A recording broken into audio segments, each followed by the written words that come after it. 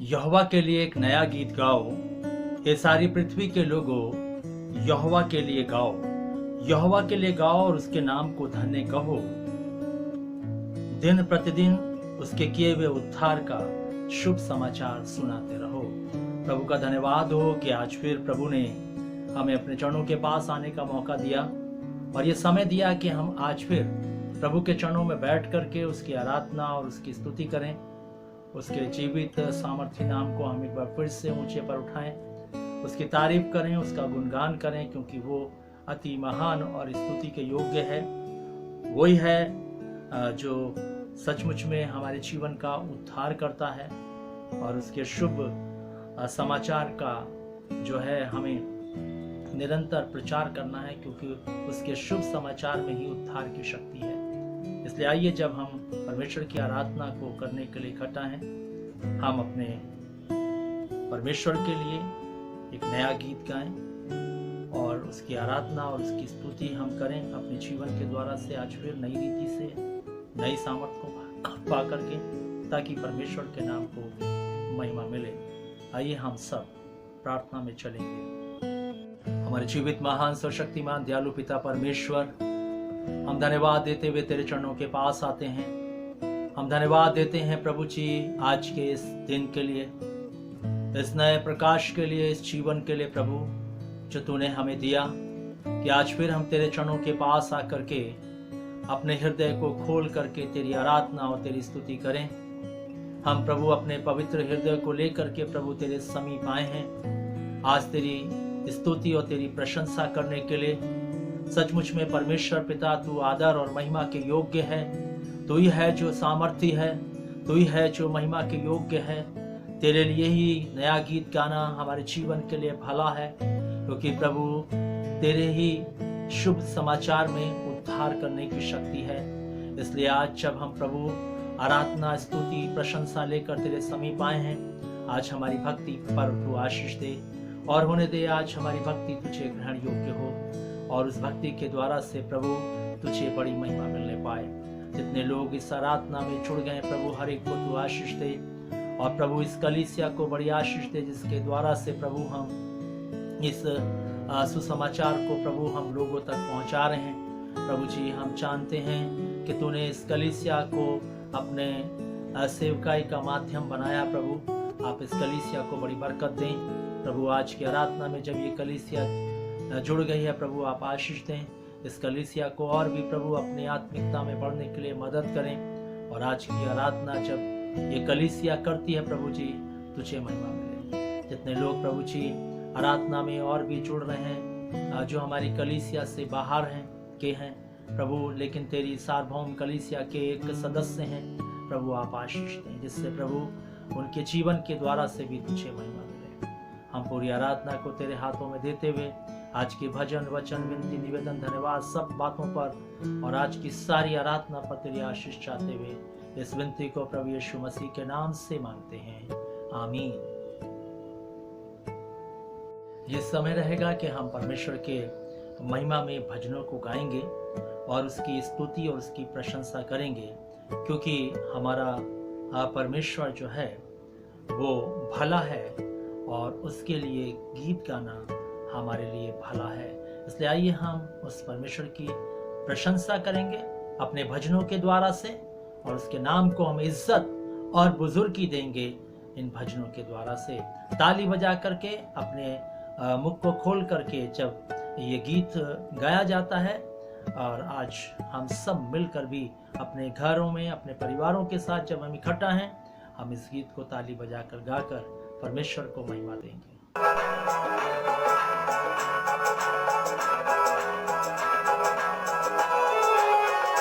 तेरा प्यार है महान, तेरा प्यार है जहां, है जो पहले मुर्दा था तूने डाली मुझ में जान। तेरा प्यार है महान, तेरा प्यार है जहां, है जो पहले मुर्दा था तूने डाली मुझ में जान। ना बोलूं कि मैं तेरी जय जयकार, ना बोलूं कि मैं तेरी जय जयकार, जय जयकार जय जयकार। तूने मेरे लिए क्या कुछ ना किया, जय जयकार जय जयकार। तूने मेरे लिए क्या कुछ ना किया। मेरी सूरत बिगड़ी थी, मेरा दिल था खाली, तूने सींचा लहू से ताकि होवे हरियाली। मेरी सूरत बिगड़ी थी, मेरा दिल था खाली, तूने सींचा लहू से ताकि होवे हरियाली। ना बोलूं फिर मैं तेरी जय जयकार, ना बोलूं फिर मैं तेरी जय जयकार, जय जयकार जय जयकार। तूने मेरे लिए क्या कुछ ना किया, जय जयकार जय जयकार। तूने मेरे लिए क्या कुछ ना किया। अपनी दिल से भर दिया, अपनी शक्ति मुझको दी, ताकि तू मैं गवाही तेरे जीतने की। अपनी दिल से भर दिया, अपनी शक्ति मुझको दी, ताकि तू मैं गवाही तेरे जीतने की। ना बोलूं फिर मैं तेरी जय जयकार, ना बोलूं फिर मैं तेरी जय जयकार जय जयकार, तूने मेरे लिए क्या कुछ ना किया। जय जयकार जय जयकार, तूने मेरे लिए क्या कुछ ना किया। तूने मेरे लिए क्या कुछ ना किया। तूने मेरे लिए क्या कुछ ना किया। हम अपने पवित्र शास्त्र बाइबल को खोलेंगे और हम निकालेंगे भजन संहिता 119 अध्याय और उसके अगले पदों से हम फिर से उत्तरवादी पाठ के रूप में पढ़ेंगे और भाई स्केल विलियम इस उत्तरवादी पाठ को पढ़ने में हमारी अगुवाई करेंगे।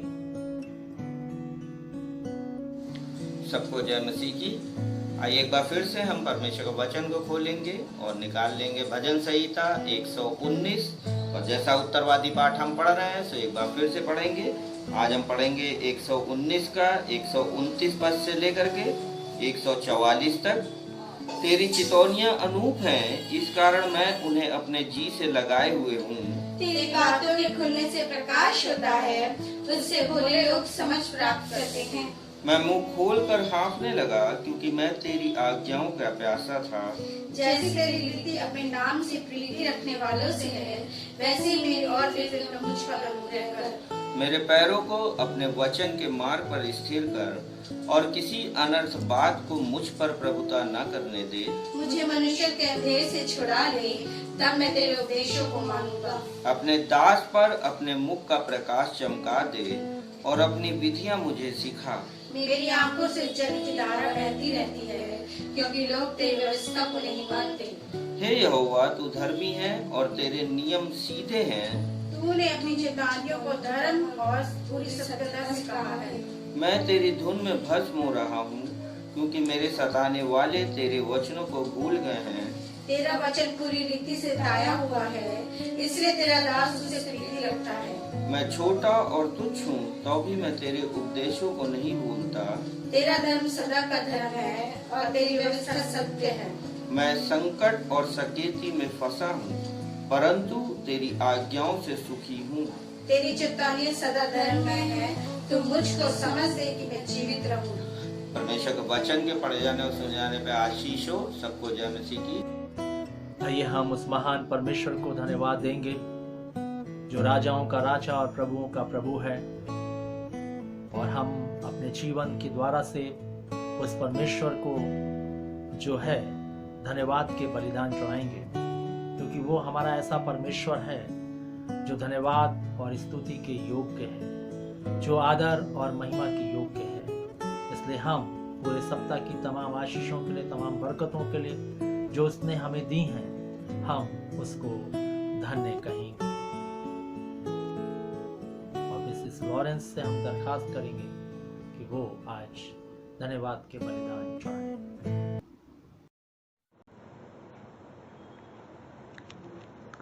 आइए अपनी आंखों को बंद करेंगे, हाथों को जोड़ेंगे और परमेश्वर की उपस्थिति में चलेंगे। सर्वशक्तिमान दयालु पिता परमेश्वर, आकाश और पृथ्वी के रचने वाले प्रभु यीशु मसीह, आपका जय जयकार, आपकी स्तुति, आपकी प्रशंसा करते हुए बड़ी दीनता और नम्रता से आपके चरणों के पास आते हैं। धन्यवाद करते हैं प्यारे पिता परमेश्वर, गुज़रे सप्ताह आपने हम सबको संभाला, सुरक्षित रखा। प्रभु धन्यवाद करते हैं प्यारे पिता परमेश्वर कि आपने इस समय दिया कि आपके पवित्र चरणों के पास बैठे। प्रभु जी अपने जीवन से आपको महिमा दें। धन्यवाद करते हैं आपके दया, अनुग्रह, करुणा, प्रेम जो आज भी हमारे जीवन में पाया जाता है पिता परमेश्वर। धन्यवाद करते हैं पिता परमेश्वर, आपने हमारे परिवार को, हमारे कलीसियाई परिवार को भी संभाला और सुरक्षित रखा पिता परमेश्वर। सारी आशीषों के लिए प्रभु आपका धन्यवाद करते हैं, आपका गुणवाद करते हैं और आपके नाम के जय जयकार करते हैं पिता। न आकाश के ऊपर न पृथ्वी के नीचे कोई दूसरा नाम है जिससे सराहें हम जिस प्रभु जी और जिसकी महिमा करे प्रभु, वही नाम है पिता परमेश्वर, जो आला नाम है, सर्वश्रेष्ठ नाम है प्रभु जी, उसे हम सराहते हैं प्रभु जी और महिमा करते हैं पिता परमेश्वर। प्रभु जी हम आपसे प्रार्थना करते हैं पिता परमेश्वर अपने देश के लिए प्रभु, हमारे देश को भी प्रभु जी अपनी शांति से, अपने आनंद से भरिए पिता परमेश्वर, और हर एक परेशानी जो हमारे देश के ऊपर इस समय है प्रभु उसे दूर करिए पिता परमेश्वर। प्रभु जी हम आपसे प्रार्थना करते हैं पिता, जो वचन हमारे जीवन में बोया जाने वाला है 30 गुना नहीं 60 गुना नहीं 100 गुना फल लाए पिता परमेश्वर, और हम सब की ज़िंदगी वचन के अनुसार चलने वाली हो पिता परमेश्वर, और आपके राज्य के लिए प्रभु अपने जीवनों को हम तैयार करने वाले हों पिता। हम आपसे प्रार्थना करते पिता परमेश्वर आपके दास के लिए प्रभु जी, उन्हें भी अपने पवित्र आत्मा से, अपनी शक्ति से, अपने सामर्थ्य से भरिए पिता परमेश्वर, अपने दानों वरदानों से भरिए पिता परमेश्वर, और आपका अभिषेक उनके जीवन से बह निकले पिता परमेश्वर, ताकि उनके जीवन के द्वारा हम सब कलीसिया भी आशीषित हो सके पिता परमेश्वर। सारी बातों में प्रभु आपको महिमा देते हैं, जैसे आपने गुजरे सप्ताह में संभाला। आने वाले सप्ताह के लिए आशीष मांगते हुए ये छोटी सी विनती अपने उद्धारकर्ता यीशु के नाम से मांगते हैं, सुनिए और ग्रहण कीजिए, आमीन। इससे पहले कि हम परमेश्वर के वचनों को सुने, हम एक गीत में चलेंगे और इसके द्वारा से हम अपने मनों को आज के वचन के लिए तैयार करेंगे।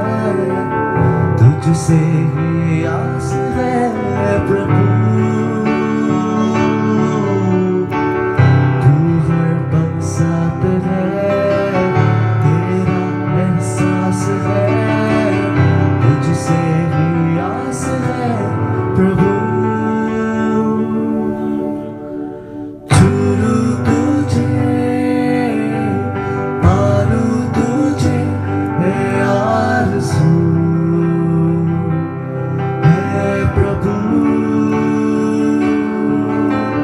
झूलूं तुझे, मारूं तुझे है आरज़ू,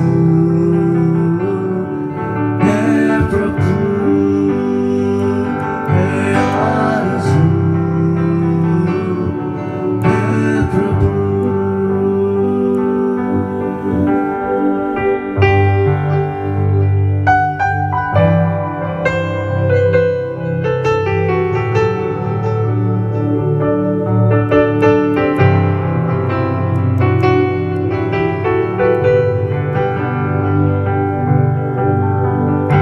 जीऊंगा मैं तेरे लिए, गाऊंगा मैं तेरे लिए, जीऊंगा मैं तेरे लिए, गाऊंगा मैं तेरे लिए। आराधना करते हैं, महिमा सदा तुझको मिले। आराधना करते हैं, महिमा सदा तुझको मिले। आराधना आराधना आराधना आराधना, यीशु की आराधना आराधना आराधना आराधना।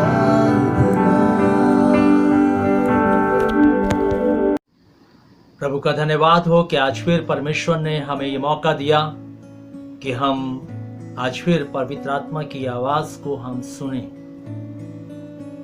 क्योंकि बाइबल कहती है कि जब तुम आत्मा की आवाज को सुनो तो अपने मनों को कठोर ना करना। और आज जब हम परमेश्वर के वचनों को सुनने के लिए जा रहे हैं प्रिय भाई बहनों, हम अपने मनों को खोलेंगे ताकि ये वचन जो आज हमारे जीवन रूपी खेत में बोया जाता है, इसके द्वारा से ये भूमि फलवंत हो और जो फल लगे उससे परमेश्वर को महिमा मिले। और आज का ये वचन हमारी जिंदगी में 100, 60 और 30 गुना फल लाने वाला होने पाए। हम अपने मनों को एकाग्रचित्त करेंगे और अपने हृदय को परमेश्वर के लिए उठाएंगे ताकि हम इस वचन को आत्मा और सच्चाई के साथ सुन सकें, क्योंकि आज फिर आत्मा हमसे बात करने जा रहा है। क्योंकि जब परमेश्वर के वचन को हम सुनते हैं तो परमेश्वर का आत्मा है जो हमसे बात करता है। इसलिए आइए हम अपने ध्यानों को परमेश्वर के वचन की ओर केंद्रित करेंगे। आज मैं आपका ध्यान जो है इस संसार की ओर ले चलना चाहता हूं, और आज मैं बताना चाहता हूं कि किस प्रकार से एक मसीह विश्वासी को इस संसार पर जय पाकर के अपनी जिंदगी को जीना होगा। और इस संसार पर जय पाने के लिए, विजयी होने के लिए, संसार की हर एक परेशानी, परिस्थिति, कठिनाइयों पर विजय होने के लिए हमें क्या करना है इन अंतिम दिनों में, उसके बारे में आज हम चर्चा करेंगे। और इसलिए प्रिय भाई बहनों, जिस समय में हम आ गए हैं और जिस समय में हम अपनी जिंदगी को जी रहे हैं, ये समय लड़ाइयों का, बुराइयों का, अभिलाषाओं का, लालसाओं का और बुरा समय है, कठिन समय है। हम मसीहों के लिए ये कठिनाई का समय है, जिस समय में हम अपनी जिंदगी को आज जी रहे हैं। और ऐसी परिस्थिति में हर एक मसीह विश्वासी को परमेश्वर के साथ, परमेश्वर की आज्ञा के साथ और उसके वचन के अनुसार जीवन जीने की आवश्यकता है। क्योंकि परमेश्वर का वचन हम जो उसके लोग हैं, हम जो मसीह हैं, हम जो मसीह विश्वासी हैं, हम जो अपने आप को क्रिश्चियन कहते हैं, बाइबल हमसे कहती है कि उसने हमें संसार से क्या करा है, चुन लिया है। उसने जो हमें संसार से अलग किया हुआ है। हम संसार से छुड़ाए हुए लोग हैं और इसलिए हमें इस जीवन को जो है वो हर परिस्थिति में परमेश्वर के साथ जीने की आवश्यकता है। प्राचीन काल के विश्वासियों के बारे में अगर हम चर्चा करें तो वहां पर हम इस बात को देखते हैं कि किस रीति से उन विश्वासियों ने सताव की स्थिति में, परेशानियों की स्थिति में, कठिनाइयों की स्थिति में अपने जीवन को परमेश्वर के साथ व्यतीत किया, परमेश्वर की आज्ञाओं में अपने जीवन को जिया, इसलिए कि वह सिद्ध होकर के परमेश्वर के उस राज्य में पहुंच सकें जो परमेश्वर ने उनके लिए रखा था। ठीक इसी रीति से हमारे जीवन के लिए भी है प्रिय भाई बहनों कि मुझे और आपको भी जो है इन कठिन परिस्थितियों में उसी प्रकार के जीवन को जीने की आवश्यकता है जिस प्रकार से प्राचीन मसीह विश्वासियों ने अपनी जिंदगी को जिया। और बाइबल हमें बताती है कि प्रभु ने हमें इसीलिए बुलाया भी था कि हम किसी भी परिस्थिति में अपने जीवन को क्यों ना व्यतीत कर रहे हो, चाहे हम समस्याओं में जीवन को व्यतीत कर रहे हो, चाहे हम परेशानियों में जीवन को व्यतीत कर रहे हो, कठिनाइयों में, मुश्किलों में हम अपने जीवन को बिता रहे हो, लेकिन बाइबल इस बात को कहती है कि हमें हर स्थिति में हमें परमेश्वर के साथ बने रहने की आवश्यकता है। बहुत सारे लोग हमें बाइबल के अंदर इस बात के लिए हियाव देते हैं। बहुत सारे लोगों के जीवन में हम देखते हैं कि जिन्होंने अपने जीवन में जो है प्रभु यीशु मसीह के पास आकर के शायद संसार के सुख को प्राप्त नहीं किया, लेकिन उन्होंने अपने जीवन के अंदर उन बातों को महसूस किया, उन बातों को अनुभव किया जो सचमुच में स्वर्गीय थी, और उस बात से वो इतने आनंदित रहे। भले इस संसार के सुख और लालसाओं का और जो सुविधाएं हैं संसार की उनको भले ही वो प्राप्त ना कर पाए हों, लेकिन उन्होंने जो है अपने जीवन में जो स्वर्गीय वस्तुओं के सुख का अनुभव किया वो उनके जीवन के लिए बहुत महत्वपूर्ण था। और यही प्रिय भाई बहनों हमारे जीवन के लिए भी है, क्योंकि प्रभु ने हमें जो बुलाया है वो इसलिए नहीं बुलाया कि हम इस संसार में सुख और समृद्धि के साथ अपने जीवन को जीकर ऐश और इशरत के साथ व्यतीत करें, बल्कि उसने हमें इसलिए बुलाया है कि हम उसका क्रूस उठाकर अपना क्रूस उठाकर उसके पीछे चलें।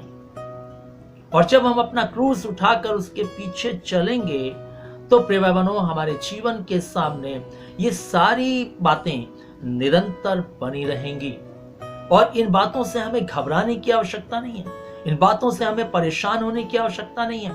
हाँ, भले ही हमें इस संसार में वो सुख नहीं मिल रहा, भले इस संसार में हम कष्टों के साथ अपनी जिंदगी को जी रहे हैं, हम दुनिया के लोगों की तरह अपने जीवन को उस संसार के आनंद में व्यतीत नहीं कर पा रहे हैं भले ही, लेकिन परमेश्वर ने जो हमारे लिए सुख रखा है, जो शाश्वत है, अवधि है, और हमारे जीवन के अंदर जो सुख और आनंद को रखा है वो इन तमाम संसार की वस्तुओं के आनंद से, संसार की अभिलाषाओं के आनंद से कहीं बढ़कर है। और ये तो वही व्यक्ति महसूस कर सकता है जिसने अपने जीवन को परमेश्वर के साथ सचमुच में जोड़ा हो। जैसे दाखलता के साथ डाली जुड़ करके हरी भरी रहती है, वैसे ही एक मसीह विश्वासी प्रभु यीशु मसीह के साथ जुड़ा रह करके, उसके वचन के साथ जुड़ा रह करके वो भी जो है अपने जीवन में जो है शांति और आनंद को महसूस करता है। भले ही शारीरिक रीति से उसके जीवन में जो है सुख समृद्धि ना हो, लेकिन उसके जीवन में जो ईश्वरीय आनंद है वो हमेशा विद्यमान रहेगा।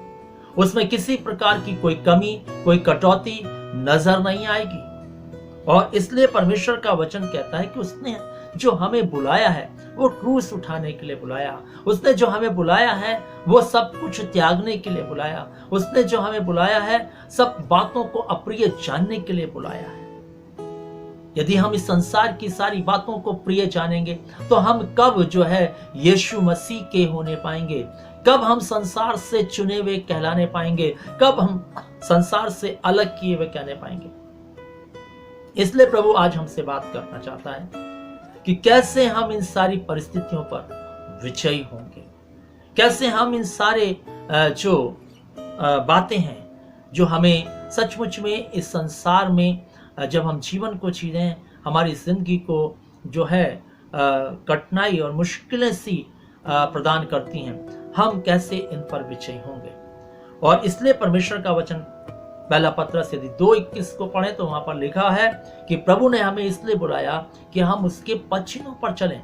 उसने हमें इसलिए नहीं बुलाया कि हम संसार का अनुकरण करें, उसने हमें इसलिए नहीं बुलाया कि हम संसार के तरीके से जीवन जिएं। आज जब हम प्रभु यीशु मसीह के पास अपने जीवन को लेकर आते हैं, हमारे जीवन के अंदर जो है एक लालसा होती है, एक अभिलाषा होती है, एक जिज्ञासा होती है इस बात को लेकर के कि हमें जब इस प्रभु के पास जाएंगे हमें जो है चंगाई मिल जाएगी, हमें शांत मतलब जो है इससे छुटकारा मिल जाएगा, हमें जो है समस्याओं से हमारा समाधान हो जाएगा।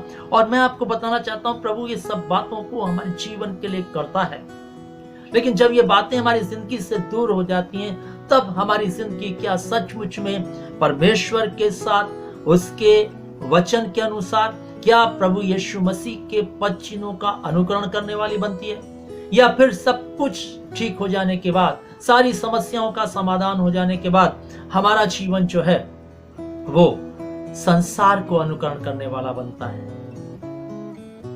और ये आज जो है एक मसीह व्यक्ति के लिए सचमुच में एक सवाल है जिसका उत्तर उसे देना है कि वो सब कुछ से छुटकारा पा करके एक सुख का जीवन की ओर बढ़ते हुए क्या वो परमेश्वर के पुत्र यीशु मसीह के पद चिन्हों का अनुकरण करता है, या वो जो है संसार का अनुकरण करने वाला हो जाता है। और मैं आपको बताना चाहता हूं अधिकतर लोग संसार का अनुकरण करने वाले हो जाते हैं। जब सब बातों से उन्हें छुटकारा मिल जाता है, सब बातों से उन्हें उनका समाधान हो जाता है, तो वो संसार का अनुकरण करने वाले हो जाते हैं। लेकिन प्रभु का वचन हमें इस बात को बताना चाहता है कि यदि हम सचमुच में छुटकारा पा गए हैं और चंगाई पा गए हैं, समस्याओं से हम जो है हमारा उद्धार हो गया है, तो बाइबल हमें इस बात को बताती है हमें उसके पद चिन्हों पर चलना है। और उसके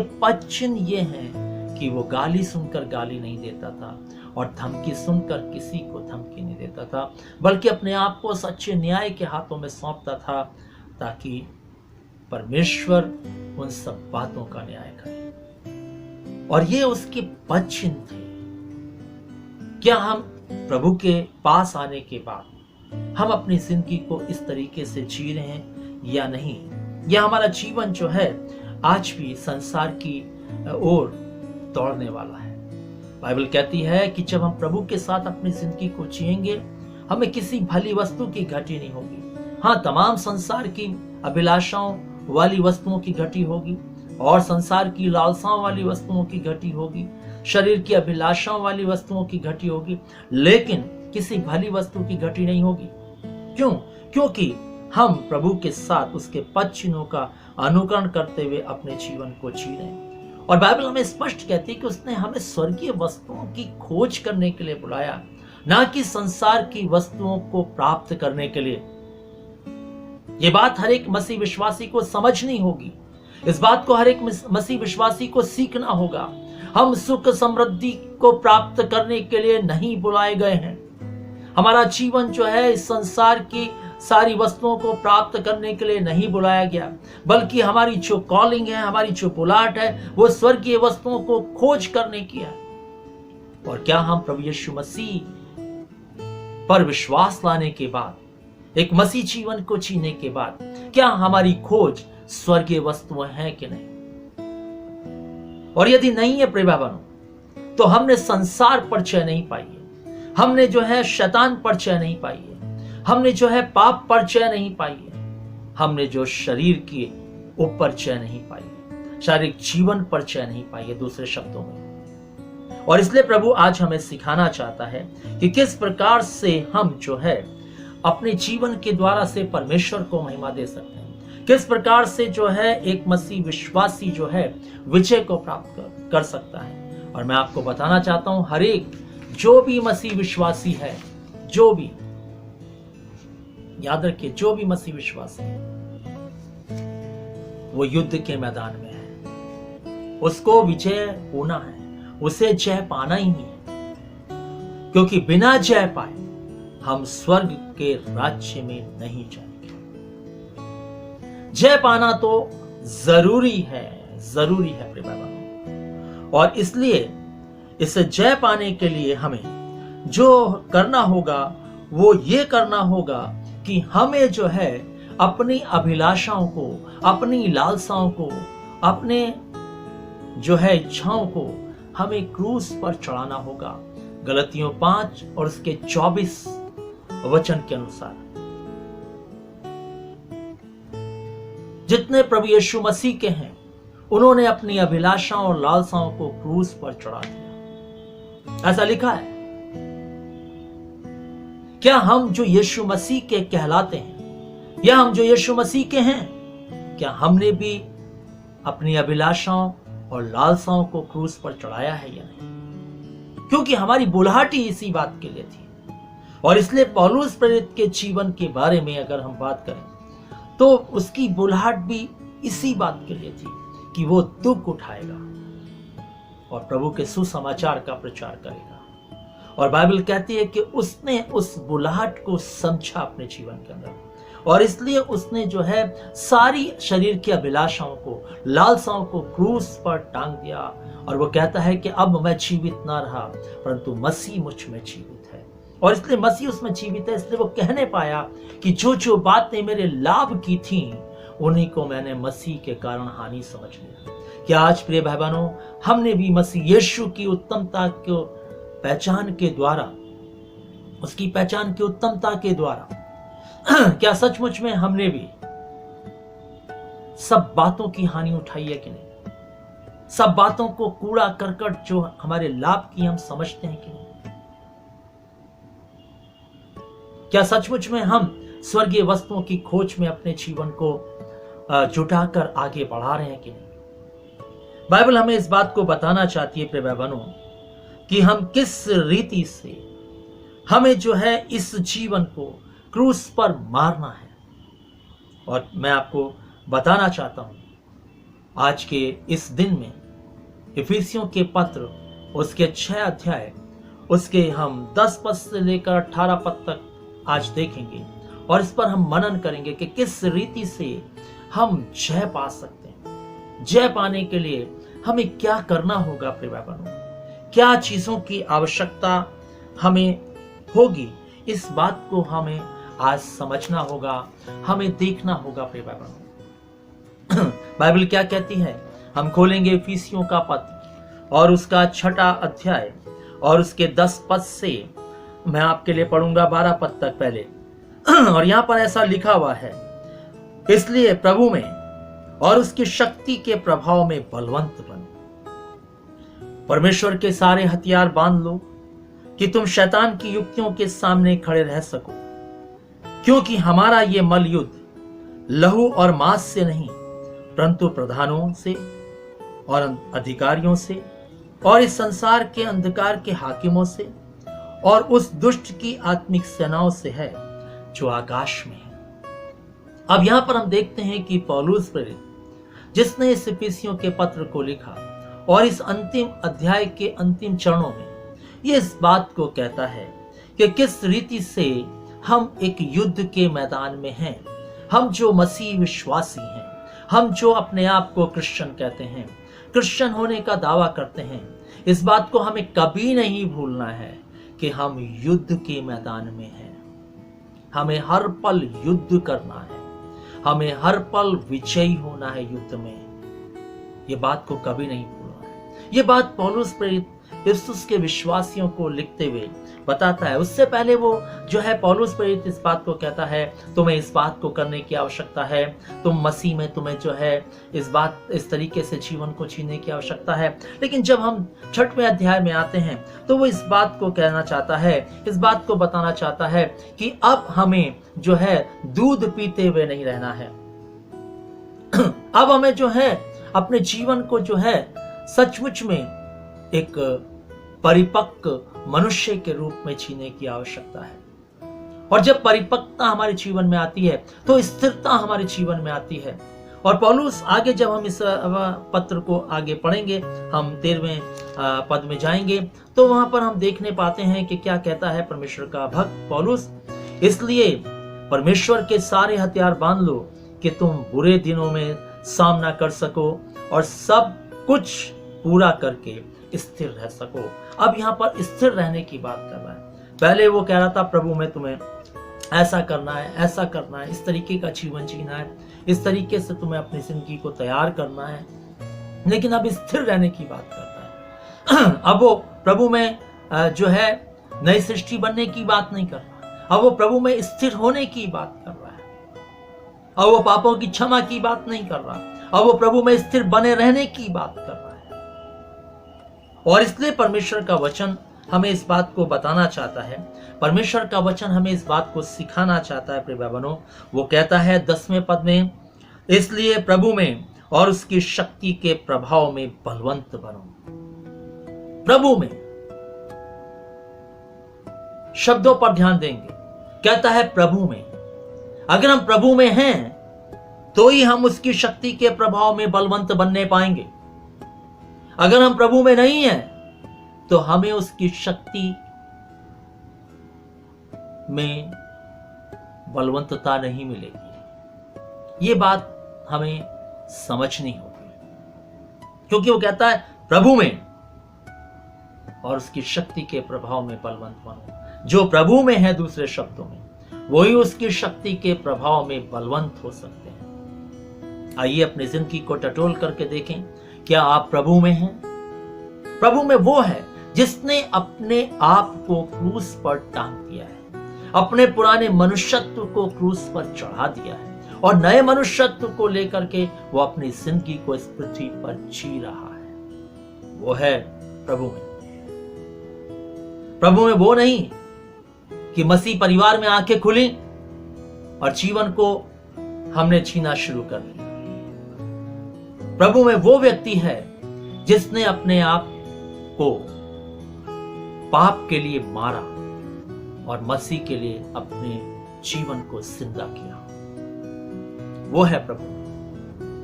इस बात को हमें समझना होगा, इस बात को अपनी जिंदगी के अंदर देखना भी होगा।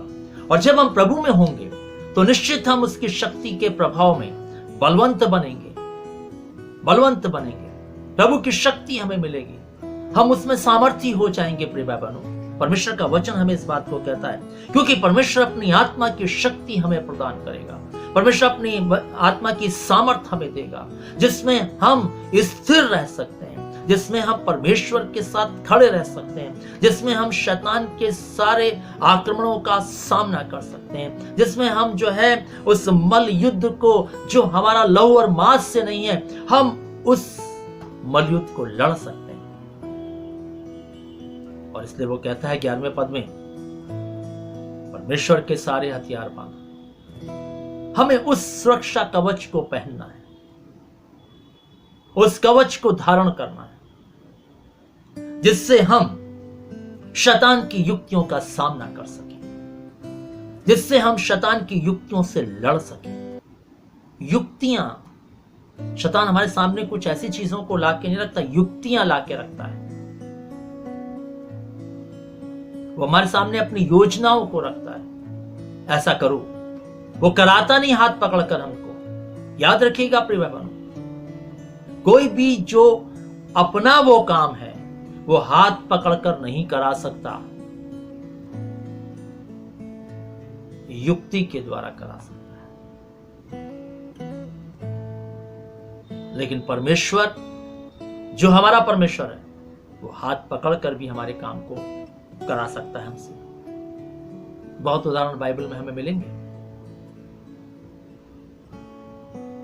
लेकिन जो शैतान है वो युक्ति के द्वारा से हमसे काम कराता है। और इसलिए कहता है परमेश्वर के सारे हथियार बांध लो, वो सारे सुरक्षा कवच को अपने जीवन में पहन लो, कि हम शैतान की युक्तियों का सामना कर सकें।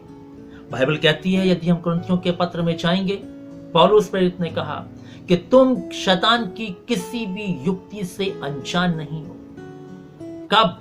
जब हमने बाइबल को पढ़ा हो, जब हमने प्रभु के में अपने जीवन को रखा हो, जब हमने जो है पवित्र आत्मा की सामर्थ को प्राप्त किया हो, जब हम परमेश्वर के पद चिन्हों का अनुकरण कर रहे हो, जब हमने उसके क्रूस को अपने कांधों पर उठाया हो, तब हम शैतान की युक्ति से अनजान नहीं रहेंगे। हम शैतान की एक एक युक्ति को समझेंगे। प्रिय भाई बहनों, एक एक युक्ति को समझेंगे। इसलिए यहां पर कहता है जब वो सुरक्षा कवच हम पहने होंगे, हम शैतान की युक्तियों का सामना कर सकेंगे, क्योंकि हम उसकी युक्तियों से अनजान नहीं हैं।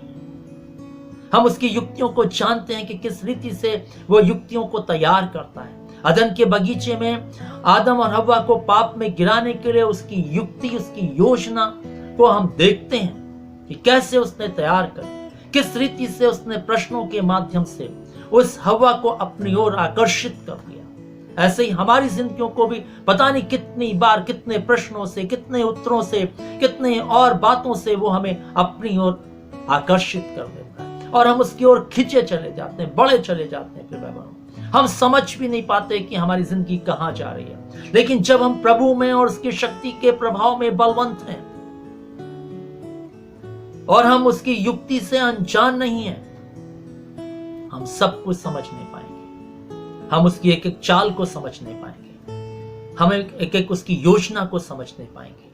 हम उसके एक एक तौर तरीके को समझ नहीं पाएंगे। हम समझ नहीं पाएंगे कि ये जो है काम शैतान का है, प्रभु की ओर से नहीं। और इसलिए प्रिय भाई बहनों, 12वां पद कहता है, क्योंकि हमारा ये मल युद्ध लहू और मांस से नहीं। हमारा ये जो युद्ध है, जब हम युद्ध के मैदान में, मैं आपको कह रहा था, युद्ध के मैदान में हमारा जो युद्ध है वो लहू और मांस के साथ नहीं, शारीरिक लोगों के साथ नहीं, शरीर के लोगों के साथ नहीं, मनुष्यों के साथ नहीं है हमारा युद्ध। आज हम मसीह होकर के मनुष्यों से लड़ते हैं। हम मसीह अपने आपस में लड़ते हैं। हम मसीह होकर के एक दूसरे के विरोधी होकर के जिंदगी को जीते हैं। हम मसीह होकर के हम एक दूसरे को नीचा दिखाने की कोशिश करते हैं। हम मसीह होकर के एक दूसरे को गिराने की कोशिश करते हैं। लेकिन बाइबल क्या कहती है प्रिय भाई बहनों? परमेश्वर का वचन कहता है हमारा जो युद्ध है वो मनुष्यों से नहीं है, लहू और मांस से नहीं है। यह बात हमें समझना होगा। हमारा कोई विरोधी नहीं है। जो प्रभु के साथ है, जो प्रभु में जीवन जी रहा है, जो प्रभु का कहलाता है, वो विरोधी कैसे हो सकता है? वो कैसे हमारा विरोधी हो सकता है? क्योंकि वो प्रभु में है, वो तो हमारी ओर है, ये मान के हमें चलना होगा।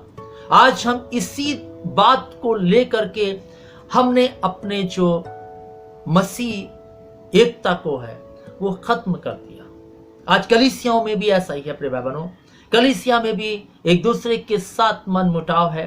पासबान के साथ कलीसिया का मनमुटाव है, पासबान का कलीसिया के साथ मनमुटाव है। इस प्रकार की कई बातें हैं प्रिय भाई बहनों। कारण क्या है? कारण यह है कि हम उसकी युक्तियों से अनजान हैं। हम उसकी युक्तियों का, जब उसने हमारे सामने युक्ति रखी तो हम उसका सामना नहीं कर पाए। हमने उन सब बातों को अलग नहीं किया। इसलिए आज हमारी दशा यह है कि हम आपस में, है ना, लहू और मांस के साथ लड़ रहे हैं। लेकिन बाइबल हमको इस बात को बताना चाहती है, हमारा जो मल युद्ध है वो शरीर के साथ नहीं, शारीरिक मनुष्य के साथ नहीं, है ना। हमारा जो मल युद्ध है वो किसके साथ है? प्रधानों से, अधिकारियों से, संसार के अंधकार के हाकिमों से और उस दुष्ट की आत्मिक सेनाओं से है जो आकाश में है। हमारा जो युद्ध है वो शैतान से है, शैतान के कामों से है, शैतान के विचारों से है, शैतान की युक्तियों से है, आत्मिक युद्ध है। और गलतियों के पत्र में पौलुस कहता है कि आत्मा शरीर के विरोध में और शरीर आत्मा के विरोध में युद्ध है। हम युद्ध के मैदान में हैं। हमें लड़ना है प्रिय भाई बहनों और विजयी होना है। शैतान के कामों पर, शैतान के युक्तियों पर, शैतान की योजनाओं पर, शैतान के विचारों पर हमें बुराइयों पर विजयी होना है, क्योंकि हमारा युद्ध उसी से तो है और उसी से हम हार जाते हैं। हम बुराइयों से हार जाते हैं। हमारा युद्ध समस्याओं से है, हमारा युद्ध जो है कठिनाइयों से है, हमारा युद्ध जो है वो आज के युग के समय से है, परिस्थितियों से है। हमें लड़ना है और विजयी होना है। हमारा युद्ध जो है संसार से है। संसार अर्थात शरीर की अभिलाषा, आंखों की अभिलाषा और जीविका का घमंड, इससे हमारा युद्ध है। लड़ना है हमें इनसे, ताकि हम विजयी हो सकें, ताकि हम विजय जीवन जी सकें। पौलुस आगे कहता है 13वें पद में, जब हम जाएंगे तो फिर से कहता है वो, इसलिए परमेश्वर के सारे हथियार बांधो। इसलिए परमेश्वर के सारे हथियार बांधो, सारे हथियार बांधो, सारे हथियार, कि तुम बुरे दिन में सामना कर सको। उस सुरक्षा कवच को ले लो अपने जीवन में, ताकि बुरे दिनों में, कठिन समय में, कठिन दिनों में, ये बुरे ही दिन हैं, ये कठिन ही दिन हैं, ये लूत के दिन हैं, ये नूह के दिन हैं, इन दिनों में हम जो है क्या कर सकें, सामना कर सकें उन बुरे दिनों का, मुकाबला कर सकें उन बुरे दिनों का। क्योंकि जब तक हमारे पास सुरक्षा कवच नहीं, हम कैसे मुकाबला करने के योग्य होंगे। इसलिए पौलुस प्रेरित इफिसियों की कलीसिया को कहता, और आज मैं कलीसियाओं से कहता हूं कि हमें इस सुरक्षा कवच की जरूरत है हर एक को। हमारा युद्ध जो है आपस में कलीसिया के भाई बहनों के साथ नहीं है। हमारा युद्ध छोटे और बड़े होने का नहीं है। हमारा युद्ध पासबान और कलीसिया के मेंबर्स के साथ नहीं है। हमारा युद्ध मेंबर और पासदी साहब के साथ नहीं है। हमारा युद्ध जो है वो किससे है, बुरे दिनों से। हमारा युद्ध जो है किससे है, शैतान की युक्तियों से है, जिस पर हमें विजयी होना है। और इसलिए कहता है बुरे दिनों में सामना कर सको और सब कुछ को पूरा करके, मतलब उसको सामना करके और जो ठीक है उन बातों को अपनी जिंदगी से पूरा करके, जो सही है उन बातों को अपनी जिंदगी से पूरा करके, उन बातों का चुनाव करके उसमें अपनी जिंदगी को रख करके और जी करके तुम स्थिर रह सको। अब स्थिर रहने की आवश्यकता है। अब डामाडोल होने की आवश्यकता नहीं है, क्योंकि दिन बुरे हो गए हैं। डामाडोल मत हो। प्रभु यीशु मसीह ने कहा कि जो कोठे पर हो वो नीचे ना उतरे। इसलिए जो है डामाडोल होने की स्थिति नहीं है। अब भटकने की आवश्यकता नहीं है, अब स्थिर होने की आवश्यकता है। इतने वर्ष हमें प्रभु के साथ चलते हुए जीवन बिताते हो गए, पीढ़ियां दर पीढ़ियां हमारी गुजर गईं, लेकिन आज भी हम प्रभु में स्थिर नहीं हो पाए। आज भी हम प्रभु में स्थिर नहीं हो पाए। आज भी हमारा जीवन अस्थिर है। हम कभी संसार की तरफ ढुलक जाते हैं, कभी हम प्रभु की तरफ ढुलक जाते हैं। स्थिर नहीं है, क्योंकि हमने अपनी नींव को जो है चट्टान पर नहीं खड़ा किया, चट्टान पर नहीं डाला है। चट्टान जो यीशु मसीह है उस पर हमने अपनी नींव के रद्दे को नहीं रखा है। इसलिए हम तूफान, आंधी, परेशानी, कठिनाइयां, मुश्किलें, शैतान की युक्तियां आती, हम क्या होते हैं, गिर जाते हैं। हम विजय नहीं हो पाते, उसके आक्रमण से हम धाराशायी हो जाते हैं। लेकिन बाइबल हमें इस बात को बताना चाहती है कि हमें सब कुछ को पूरा करके स्थिर रहना है। स्थिर रहने की आवश्यकता है, और स्थिर रहने के लिए हमें हथियार बांधने की आवश्यकता है, सुरक्षा कवच की आवश्यकता है, क्योंकि वो हमारे जीवन को स्थिर रखेंगे। क्योंकि जब एक सिपाही युद्ध के मैदान में होता है और उसके पास सब सुरक्षा के संसाधन होते हैं, सारा सामान होता है, वो युद्ध में, मैदान में खड़ा रहता है। लेकिन अगर उसके पास सारे वो सामान ना हो, वो सुरक्षा कवच ना हो, तो क्या वो युद्ध के मैदान में खड़ा रहेगा? कदापि नहीं। इसलिए पौलुस कहता है कि जब हमारा मल युद्ध जो है शैतान की शक्तियों से है, अंधकार की शक्तियों से है, दुष्ट की शक्तियों से है, दुष्ट आत्माओं से है, दुष्ट की ताकतों से है, अधिकारियों से है, अंधकार के हाकिमों से है, प्रशासकों से है, तो जो उसने इस पृथ्वी पर बना करके रखे हैं शैतान। बाइबल कहती है जब स्वर्गदूत का एक दल शैतान के साथ गिराया गया, उसमें उसने जितने स्वर्गदूत उसके साथ गिराया गया, अलग को अलग अलग ओहदे के अनुसार उसने उनको रखा है। हमारा युद्ध है हर एक से, अलग अलग तरीके से वो हमसे युद्ध करता है, अलग अलग दूत को वो इस्तेमाल करता है।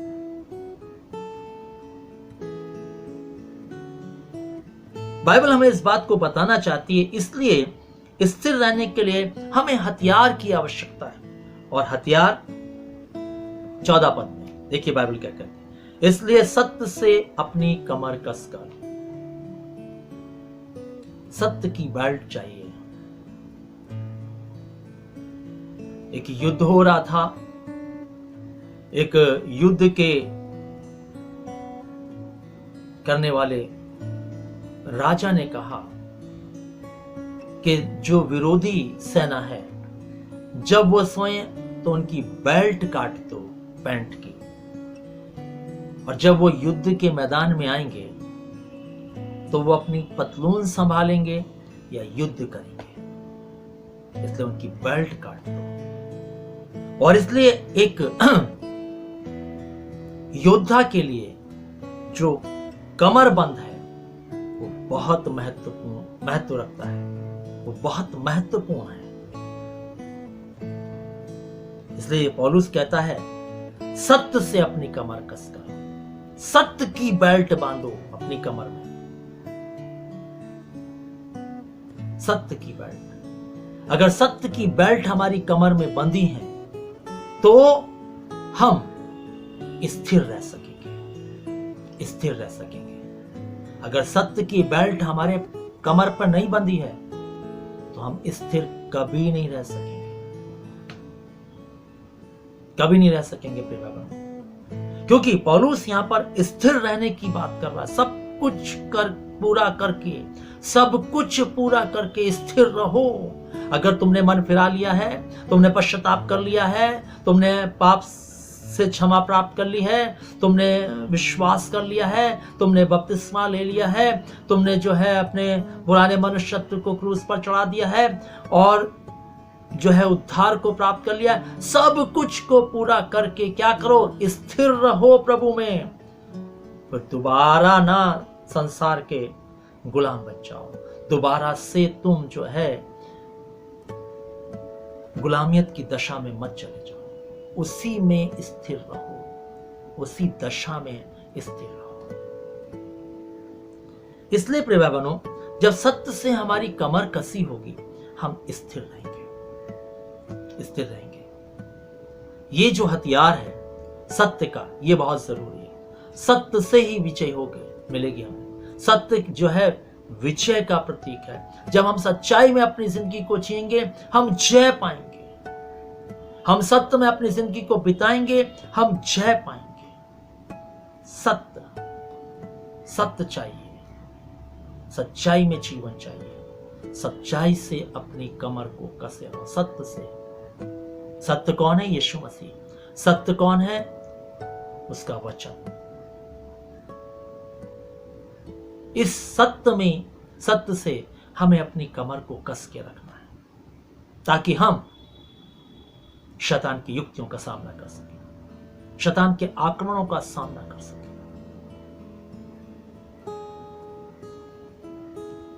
आगे क्या कहता है? और धार्मिकता की झिलम पहनकर स्थिर रहो। दूसरी बात, धार्मिकता की झिलम, धर्म की झिलम। दूसरे शब्दों में धर्म की झिलम को पहनो। और धर्म क्या है? मैंने पिछले रविवार बताया था, धर्म है परमेश्वर की दृष्टि में उसकी आज्ञाओं और नियमों को मानना ही धर्म है। उस धर्म की हमें झिलम बनानी है, उस धार्मिकता की हमें झिलम बनानी है,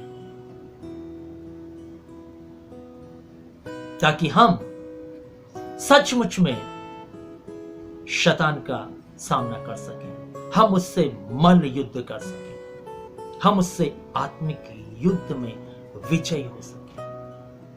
इसलिए हमें इस धार्मिकता की झिलम को पहन करके स्थिर रहना है। अगर हमने धार्मिकता को अपनी जिंदगी में अपना लिया है, अर्थात हमने यीशु मसीह को जो हमारी धार्मिकता है उसको हमने अपनी जिंदगी में अपना लिया है, झिलम के रूप में पहन लिया है, तो उसको पहन के स्थिर रहो, उसको उतारो मत, उसको हटाओ मत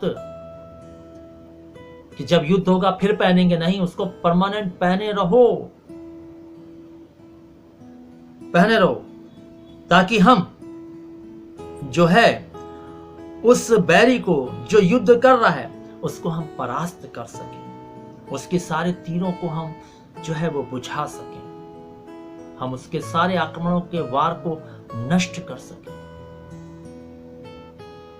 इसलिए हमें क्या करना है, उस झिलम को पहनने की आवश्यकता है प्रिय भाई बहनों। और इसलिए मैं आपको कहना चाहता हूं, इस बात को बताना चाहता हूं कि वो जो है हमारे जीवन में तमाम प्रकार के आक्रमण करता है। वो हमारे जीवन में क्रोध का आक्रमण करता है, वो हमारे जीवन में नशे का आक्रमण करता है, वो हमारे जीवन में जो है बुराई का आक्रमण करता है, वो हमारे जीवन में तमाम अभिलाषाओं का आक्रमण करता है। हम हर एक का सामना कर सकें और हम उसको परास्त कर सकें, उन सबको अपनी जिंदगी से अलग करके हम अपनी जिंदगी को मसीह के लिए जीने वाले बन सकें। तीसरी बात, तीसरा हथियार, और पांव में मेल के सुसमाचार की तैयारी के जूते। और मेल में तैयारी के जूते जो हमें पहनने हैं वो हमें सुसमाचार के मेल की तैयारी के जूते। सुसमाचार, इसको सुनकर के तो हमारा मेल परमेश्वर से हुआ। यदि ये सुसमाचार हमने ना सुना होता तो आज हमारा मेल परमेश्वर से कहां होता। ये सुसमाचार में जो यीशु मसीह है, इसने हमारा मेल पिता से कराया। और ये सुसमाचार को हमें लोगों को सुनाने में हमें स्थिर रहना है। हमें सत्य से कमर करके ही स्थिर नहीं रहना, हमें धर्म के काम करके झिलम पहनकर ही स्थिर नहीं रहना, बल्कि हमें इस सुसमाचार को लोगों को सुना करके प्रभु में स्थिर रहना है। ऐसा नहीं कि लोगों को प्रचार करके मैं खुद निकम्मा ठहरूं, जैसा पौलुस अपनी पत्री में लिखते हुए कहता है। हमें जो है सुसमाचार को सुनाते हुए प्रभु में स्थिर रहने की आवश्यकता है, और इसलिए हमें इस सुरक्षा कवच को, इन हथियारों को बांधने की आवश्यकता है। आगे चलेंगे, क्या कहता है, और इन सब के साथ विश्वास की ढाल। क्योंकि एक सैनिक को जो है, जो हथियार में चाहिए होता है, वो बेल्ट चाहिए होती है, झिलम चाहिए होती है, जूते चाहिए होते हैं, क्योंकि जूते ही हैं जो उसको युद्ध के मैदान में स्थिर रखते हैं। और जो है उसे ढाल चाहिए होती है। ढाल जो उस जमाने में हुआ करती थी वो दरवाजे के बराबर ढाले हुआ करती, जिसमें आदमी जो है, मनुष्य जो ढाल को लेता था वो छिप जाता था। ढाल सारे तीरों को, तलवारों को सहती थी। ढाल ही है जो हर चीज को रोकती थी। और वो क्या है? विश्वास। आज अपने जीवन की ओर हमें ध्यान करने की आवश्यकता है। क्या मैं विश्वास की ढाल को लेकर के स्थिर हूं? क्या मैं विश्वास की ढाल लेकर स्थिर हूं? वो कहता विश्वास की ढाल लेकर स्थिर रहो। ढाल है तुम्हारे पास, डरो मत। किसकी ढाल है? विश्वास की ढाल है। विश्वास अगर हम प्रभु पर करेंगे, शैतान का सारी बातें नष्ट हो जाएंगी। कोई भी बात क्यों ना हो, उसके हर तीर नष्ट हो जाएंगे। ढाल हर तीर को रोक लेगा, हर वार को रोक लेगी ढाल। और वो विश्वास है, हमारा विश्वास हर चीज को कंडम कर सकता है शैतान की। सिर्फ हमारा विश्वास किस पे होना चाहिए? प्रभु यीशु मसीह पर। और जितनों ने बाइबल में हम देखते हैं, पढ़ते हैं, विश्वास किया, उनका बाल बांका नहीं हुआ। प्रिय बहनों, शद्रक मेशक अबेदनगो ने विश्वास किया, उस ढाल को लेकर के आगे किया, और हम देखते हैं कि उनका जो जीवन भट्टे में चलने नहीं पाया। दानियल शेरों की मात में शेर खा नहीं पाए। विश्वास की ढाल, हमारा परमेश्वर जिस पर हम विश्वास करते हैं, वो हमें तेरे हाथ से छुड़ाने की और इस आग के भट्टे से बचाने की शक्ति। विश्वास की ढाल क्या आज हमारे पास है? आज हमारे पास जब समस्याएं आती हैं, परेशानियां आती हैं, कठिनाइयां आती हैं, मुश्किलें आती हैं, बीमारियां आती हैं और तमाम प्रकार की और समस्याएं आती हैं, हम टूट से जाते हैं, हम बिखर से जाते हैं, हमारा विश्वास डामाडोल हो जाता है, हम हिलने लग जाते हैं, हम स्थिर नहीं रह पाते, प्रभु के साथ खड़े नहीं रह पाते। हम इधर उधर मनुष्यों की ओर देखने लग जाते हैं, मनुष्यों की ओर ताकने लग जाते हैं। हमारी जिंदगी जो है वो संसार की ओर दृष्टि उठाने लग जाती है। लेकिन नहीं, बाइबल क्या कहती है? विश्वास की ढाल लेकर स्थिर रहो, विश्वास को लेकर स्थिर रहो, अपने विश्वास में स्थिर रहो, क्योंकि तुमने जिस प्रभु पर विश्वास किया है वो तुमसे प्रभु दूर नहीं बल्कि निकट है। जिस प्रभु पर तुमने विश्वास किया है वो तुम्हारे संकट में अति सहज से मिलने वाला परमेश्वर है। तुमने जिस परमेश्वर पर विश्वास किया है वो परमेश्वर हर पल हर परिस्थिति में तुम्हारे साथ है, क्योंकि वो आग के भट्टे में शद्रक मेशक अबेदनगो के साथ था। वही परमेश्वर है जो आपकी हर कठिन परिस्थिति में आपके साथ है। मत डरो, इसलिए उसने बार बार कहा, मत डर, मैं तेरे साथ हूं, मत डर, मैं तेरे साथ हूं, क्योंकि मैंने तेरा चित्र अपनी हथेली पर खोद कर बनाया है। मत डर, क्योंकि मैंने तुझे बुलाया है। मत डर, क्योंकि मैं तेरा परमेश्वर हूं। लेकिन आज हमारा विश्वास की यह ढाल कितनी मजबूत है। क्या ये सारे वारों को जो है सहन करने वाली ढाल है? क्या ये सचमुच में हमें ढक लेने वाली ढाल है? देखें अपने विश्वास की ढाल को। और यदि आपकी विश्वास की ढाल कमजोर है तो शैतान तो आक्रमण करेगा ही, शैतान तो आपको मार गिराएगा ही, शैतान तो आपको नष्ट कर देगा ही, क्योंकि आपके विश्वास की ढाल उसके आक्रमणों को, उसके तीरों को, उसके जो है तलवार को नहीं रोक पा रही है। इसलिए वो कहता है, परमेश्वर के 13वें पद में सारे हथियार बांध लो कि तुम बुरे दिनों में उसका सामना करके और सब कुछ पूरा करके स्थिर रह सको। और सब कुछ में पूरा करना, विश्वास को भी हमें उस दशा में लाके खड़ा करने की आवश्यकता है जिसमें हम परमेश्वर के साथ खड़े रह सकें, क्योंकि ये परमेश्वर का वचन कहता है, मेरा धर्मी जन केवल विश्वास से जीवित रहेगा। क्या वो विश्वास हमारे पास है? जब और कठिन दिन आएंगे क्या हम परमेश्वर के साथ स्थिर रह पाएंगे? आज इतनी कठिन परिस्थितियां हैं, आज हमारे आराधनालय बंद हैं इस कोरोना की वजह से, इस तक बीमारी की वजह से आज हम एक साथ इकट्ठा नहीं हो पा रहे हैं। क्या सचमुच में हमारा आत्मिक जीवन स्थिर है प्रभु के साथ? क्या हम आत्मिकता में स्थिर हैं? क्या हम आत्मिकता में बढ़ रहे हैं इन दिनों में? क्या हम आत्मिकता में सचमुच में और मजबूत हो गए पहले से, या हमारी आत्मिकता का जो रेशियो है वो घट गया है? क्या हमारी आत्मिकता की जो, मैं ये कहना चाहूंगा, जीडीपी है वो घट गई है? देखने की आवश्यकता है प्रेम।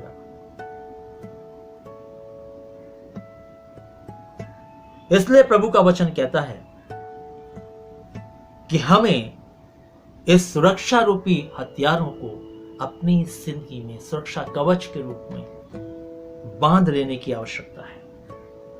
आगे क्या कहता है?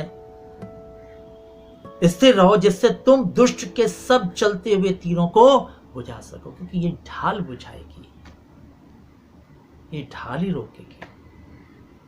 और आगे कहता है 17वें पद में, और उद्धार का टोप। एक सैनिक के सिर पर टोप का होना बहुत जरूरी। टोप, उद्धार का टोप को पहनकर स्थिर रहो। टोप मत उतार देना। हम युद्ध के मैदान में हैं, कोई चीज मत उतार देना, कोई हथियार कम करना मत लेना अपने जीवन से। हम युद्ध के मैदान में, याद रखिए, हमारा युद्ध चल रहा है और चलता रहेगा जब तक हम इस संसार में से कूच करके ना चले जाएं। हमारा युद्ध चलता रहेगा। उम्र हमारी कितनी भी ढलती क्यों ना जाए, तो भी ये युद्ध चलता रहेगा और इस युद्ध को हमें लड़ना ही होगा और इसमें हमें विजय होना ही होगा। और अगर हम सब कुछ को पूरा करके स्थिर रहेंगे तो हम विजयी होंगे। अगर हमारे विश्वास की ढाल मजबूत होगी, हम विजयी होंगे। अगर सत्य से हमारी कमर कसी होगी तो हम विजयी होंगे। अगर हमने अधर्म की चिलम, धार्मिकता की चिलम, धर्म की चिलम पहनी होगी तो हम विजयी होंगे। अगर हमने उद्धार का टोप पहना होगा तो हम विजयी होंगे। और आगे कहता है, आत्मा की तलवार जो परमेश्वर का वचन है लेकर के स्थिर रहो।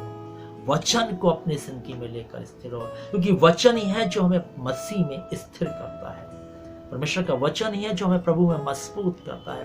परमेश्वर का वचन ही है जो हमें शांति देता है। दाऊद के भजन पढ़ेंगे तो उसमें लिखा है, तेरा वचन ही है जिससे मैंने जीवन को पाया है। तेरा वचन ही है जिससे मैंने सुख को पाया है। तेरा वचन ही है जिससे मैंने हियाव को पाया है। वचन की चर्चा करता है और ये वचन ही है जो हमें पाप से बचाता है। ये वचन ही है जो शैतान की युक्तियों से बचाता है। कहता है इस वचन को लेकर के स्थिर रहो, अर्थात दूसरे शब्दों में परमेश्वर के वचनों में बने रहो। परमेश्वर के वचनों से दाएं बाएं मत हो। परमेश्वर के वचन के दायरे को तोड़कर बाहर मत निकलो। परमेश्वर के वचन रूपी दायरे के अंदर स्थिर रहो, तब तुम विजयी हो पाओगे, तब तुम जय पा पाओगे। आगे कहता है 18वें पद में और अंतिम पद में, हर समय हर प्रकार से आत्मा में प्रार्थना और विनती करते रहो, इसलिए जागते रहो कि सब पवित्र लोगों के लिए लगातार विनती किया करो। और यहां पर हम देखते हैं अंतिम हथियार के बारे में, वो है प्रार्थना में करते हुए स्थिर रहो।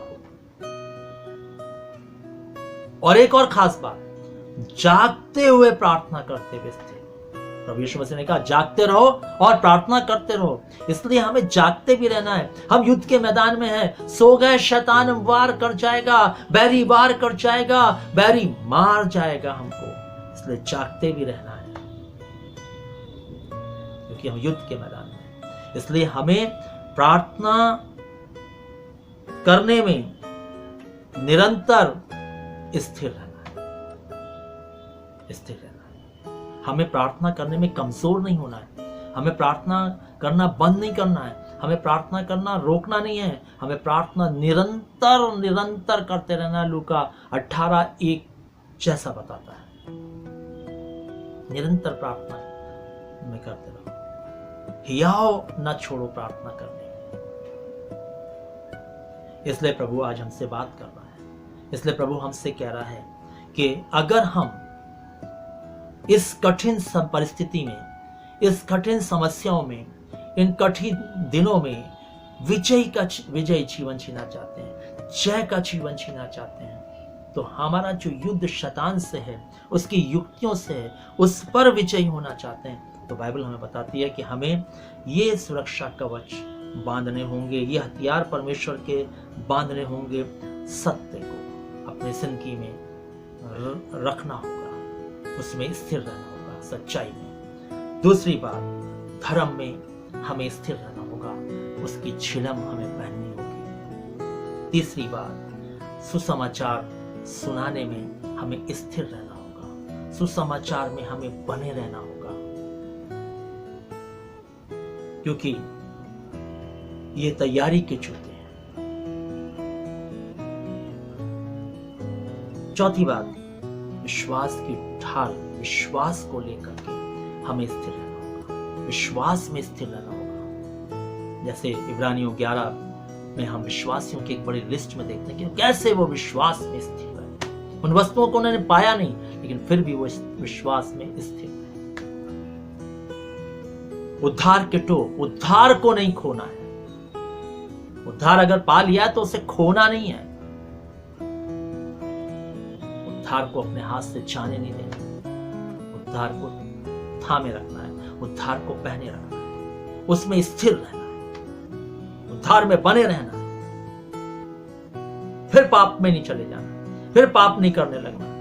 उद्धार हो गया है, पाप से छुटकारा मिल गया है, उद्धार पा लिया है, क्षमा पा लिया पापों से, उद्धार मिल गया है, स्थिर रहो उसी में। अब पाप की तरफ मत जाओ।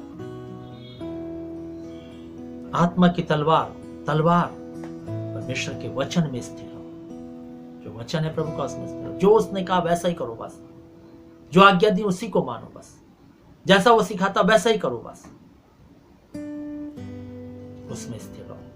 और अंतिम बात, प्रार्थना करने में स्थिर रहो और जागने में स्थिर रहो। और जब हम इन सब बातों में स्थिर रहेंगे, हम सचमुच में विजयी हो जाएंगे, जय पा जाएंगे। और बाइबल कहती है जो जय पाए मैं उससे पिता के दाहिने हाथ सिंहासन पर बैठाऊंगा। तो इसलिए क्या हम नहीं चाहते कि हम जय पाकर उस सिंहासन पर बैठे जहां हमारा प्रभु यीशु मसीह जय पाकर के पिता के दाहिने हाथ बैठा है? क्या हम नहीं बैठना चाहते? और अगर चाहते हैं तो हमें, जो हम युद्ध के मैदान में हैं, याद रखिए हम युद्ध के मैदान में हैं, ये मत भूलिएगा। हर एक क्रिश्चियन, हर एक विश्वासी मसीह युद्ध के मैदान में है। शैतान से हमारा युद्ध है, आत्मिकता का हमारा युद्ध है, लहू और मांस से हमारा युद्ध नहीं है, ये याद रखिएगा। इसलिए हमें जो है इस सारे हथियारों को बांध करके हमें उस शैतान का सामना करना है ताकि हम विजयी हो सकें। इसलिए प्रभु आज हमें सिखाता, हम सीखें और इस वचन को अपनी जिंदगी में रखें। और वचन को ना रखें बल्कि इन हथियारों को इन दिनों में बांध लें। अगर नहीं बांधे हैं तो बांध लें भाई। सत्य में आ जाएं भाई, धर्म में आ जाएं भाई। सुसमाचार को सुनाने में लग जाएं। अगर हम मसीह हैं तो उद्धार के टोप को अपने जीवन में बनाकर रखें, विश्वास को अपने थाम के रखें, प्रार्थना का जीवन जिएं और जागते रहें। नहीं तो बैरी कड़वे दाने बो जाएगा, जंगली बीज बो जाएगा। इसलिए जागते रहें, उसकी तरफ से बिल्कुल आप निश्चिंत ना रहें, हमेशा चौकन्ने रहें। तो प्रभु ने आज हमें सिखाया है इस वचन को, हम सीखें और इन अंतिम दिनों में जो बुरे दिन हैं, हम सचमुच में इसका सामना तभी कर पाएंगे जब हमारे पास ये हथियार होंगे। नहीं तो हम एक दिन धाराशायी हो जाएंगे और हम अपने मसीह जीवन को हम खो देंगे, हम संसार में विलीन हो जाएंगे। और फिर क्या होगा आप सब जानते हैं। अगर आपने बाइबल पढ़ी है, फिर एक दिन ऐसा होगा कि प्रभु हमसे कहेगा मैंने तुम्हें कभी नहीं जाना, तुम कहाँ के हो? वो एक कुकर्म करने वालों, मेरे सामने से उस आग की झील में चले जाओ जो शैतान और शैतान के दूतों के लिए तैयार की गई। इसलिए प्रभु आज हमें फिर से कहता है, अगर हम चाहते हैं कि हम स्वर्ग में जाएं तो हमें जय पानी होगी। और जय के लिए इन हथियारों को अपने जीवन में हमें बांधना होगा और बांध के जीना होगा। प्रभु हम सबको आशीष देवे। आज हम नहीं रुकेंगे, हम दुआ करेंगे। हमारे जीवित प्रभु, हम धन्यवाद देते हैं कि आज फिर तूने हमसे बातचीत की और अपने वचन के द्वारा से हमें सिखाया। प्रभु हम तुझे धन्य कहते हैं। हम चाहते हैं ये वचन हमारी सबकी जिंदगियों में सचमुच में फल लाने वाला हो। ये वचन बहुत ही लोगों की जिंदगी को आशीष देने वाला हो और ये वचन प्रभु लोगों की जिंदगी में काम करने वाला हो कि लोग इस हथियार को बांध करके अपनी जिंदगी को जीने वाले हो सके। प्रभु पूरे सप्ताह के लिए सबको तेरे हाथों में देते हुए, इस कलीसिया को तेरे हाथों में देते हुए, जितने लोगों ने आज तेरे वचनों को सुना और सुनेंगे उनको तेरे हाथों में देते हुए इस विनती को प्रभु यीशु के नाम से मांगते, आमीन। अब हमारे परमेश्वर पिता का प्रेम, प्रभु यीशु मसीह का अनुग्रह और पवित्र आत्मा की सहभागिता हम सब विश्वास करने वालों के साथ, जहाँ के समस्त विश्वासियों के साथ और इस कलीसिया के साथ जितने लोग इस आराधना में जुड़े हैं उन सब के साथ जब तक प्रभु यीशु मसीह दोबारा नहीं आते, यह आशीषें युगानुयुग एक सी बनी रहें, आमीन। सबको जय मसीह की।